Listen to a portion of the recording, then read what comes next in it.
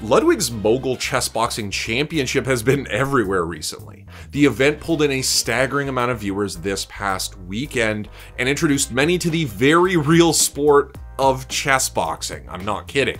It also set viewership records for live melee events, and the smashboxing portion of the event was actually pretty cool too. So what is chessboxing? What is smashboxing? And how did Ludwig use both to break viewership records?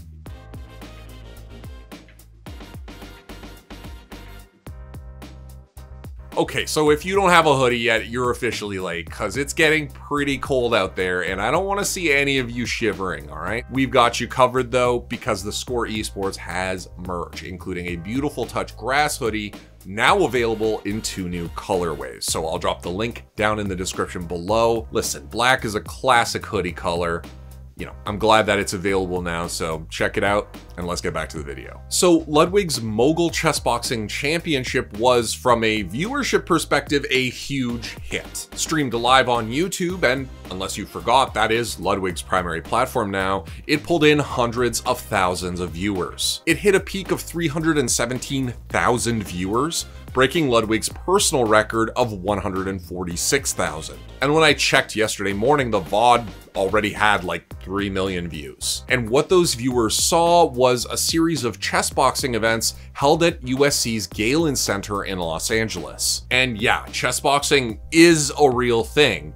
Ludwig didn't make it up. And in fact, they've been having organized competitions for nearly 2 decades. The idea is simple. 2 competitors play alternating rounds of speed chess and boxing with nearly no time between them. So basically, use head to win chess, use hands to hit opponent's head in boxing. You can win by knockout, technical knockout, checkmate on the chessboard, your opponent running out of time on the chessboard, and if none of those things happen, you can win by boxing decision, although apparently the majority of these things actually do get settled on the chessboard. Now, I had heard in the past about chess boxing, but honestly, I'm a casual fan of both boxing and chess, so I wasn't sure that a fusion of the two would be something that I'd really be into and I'd want to like seek out. But I can't say the same for Matt Thomas, who was on the desk for the chess boxing portion of the night's cast. My shoulder came out multiple times in fights, had to get surgery to repair it. It's actually how I found out about the sport of chess boxing.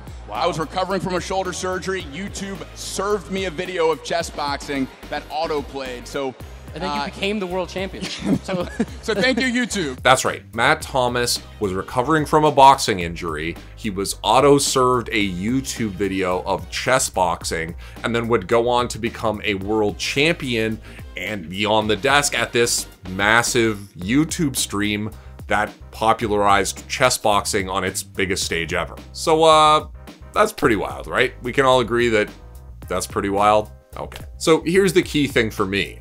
Who actually fought, and was it any good? The event opened with a pair of smashboxing cards where instead of chess, a single 4-stock round of melee was played. Notably, they actually had to keep their hand wraps on for this part, which isn't an issue in chess, but certainly is in melee. These 2 fights were pretty interesting, and the storytelling around the second, Kalindi versus Fiction, was actually pretty cool.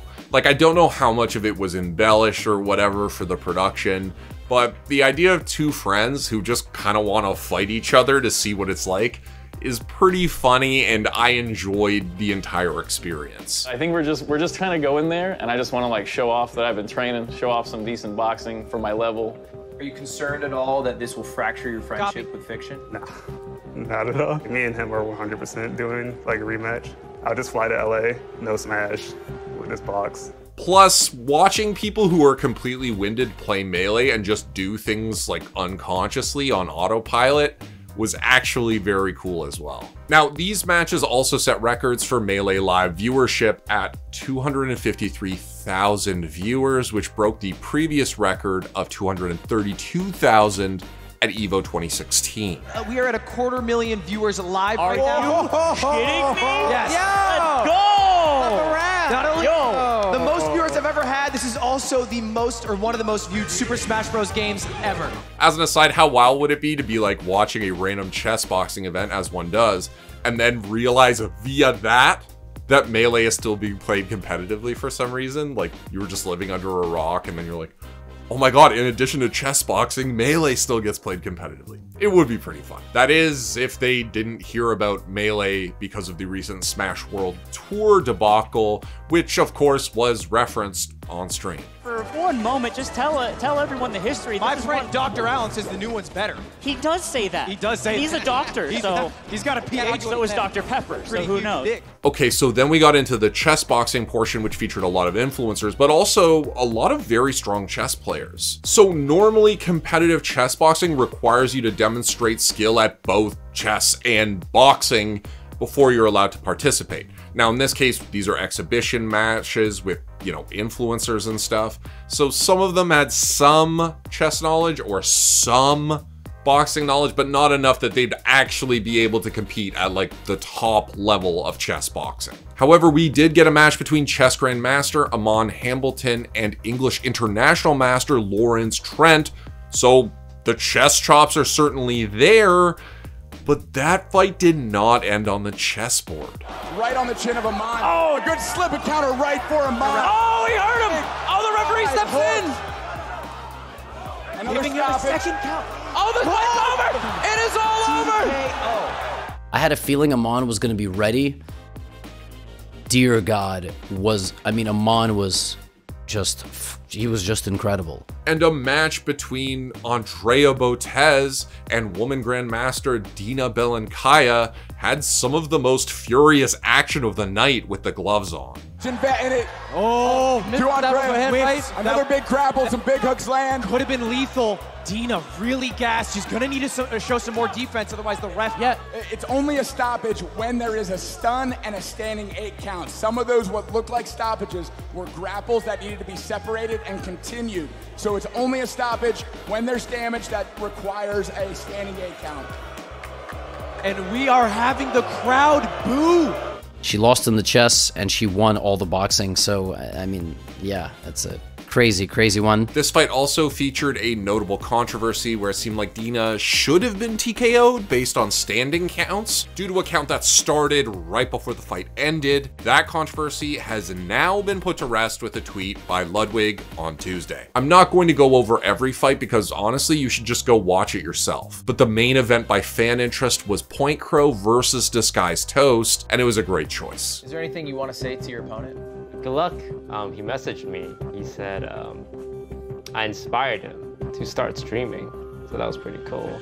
And now he's gonna beat my ass. Because of the fan favorites and also the work he's put in. 3 to 4 days a week for a few months now, walking out to one of the greatest songs from Millie the Pichu. It was also a pretty great fight. You could tell both guys put in the work so that they could hang in the boxing portion. And it also had a very heartwarming finish. Maiden one on the board. There it is! Toast! Chess boxing is unironically cool too, I think. Like, I get it now. You're sort of recreating a Leonidas or an Alexander or a Boudica. Like, you have to be both warrior and tactician at the same time in alternating sort of phases. It's really interesting. I guess it's kind of like being an IGL. So how do we feel about the event?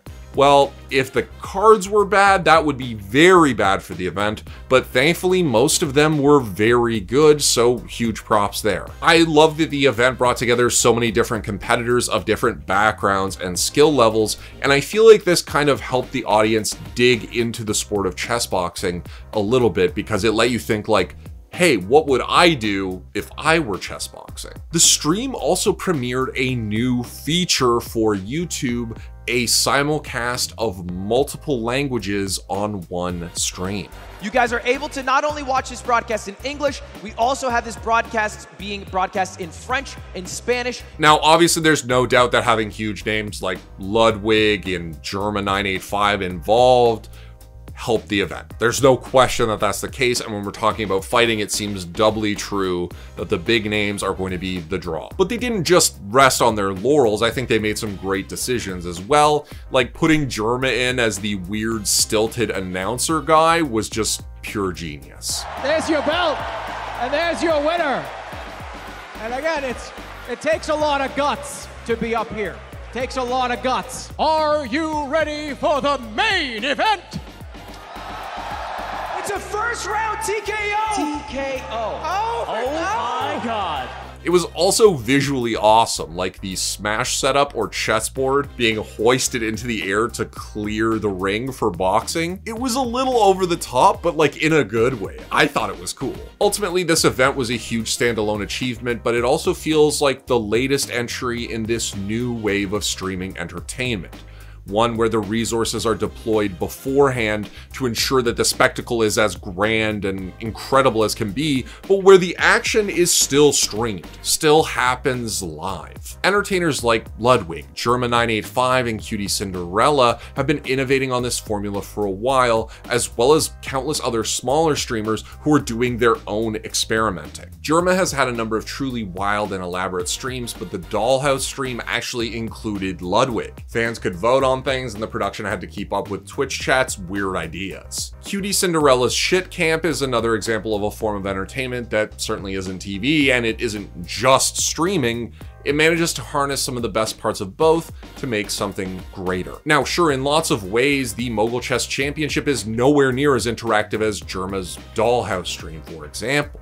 However, the tone, the weirdness, the willingness to experiment all feel like hallmarks of the same surrealistic spectacle that streaming is absolutely nailing right now. Watching two friends punch the shit out of each other before they try to do Fox and Falco combos was awesome. Watching streamers forced to leave their comfort zone and confront these new challenges was incredibly entertaining. And watching a chess grandmaster throw some pretty nasty hooks was great too. For the stream to trend #1 in the gaming category on YouTube, and for them to test drive this new multilingual feature that we've never seen before, you have to imagine that YouTube is paying attention to what Ludwig is doing. They must understand by now that Ludwig and streamers like him represent an incredible opportunity for their platform. Like, sure, viewership records are nice, I guess, but ultimately this is giving YouTube an opportunity to carve out their own niche and find a path forward in a very competitive world of streaming. So props to Ludwig for the incredible event, as well as everybody else who had to work to make it a reality. And for YouTube, well, hopefully this will have them take a look at this niche as part of their main streaming strategy, because at least this past weekend, it worked beautifully. Thanks for watching.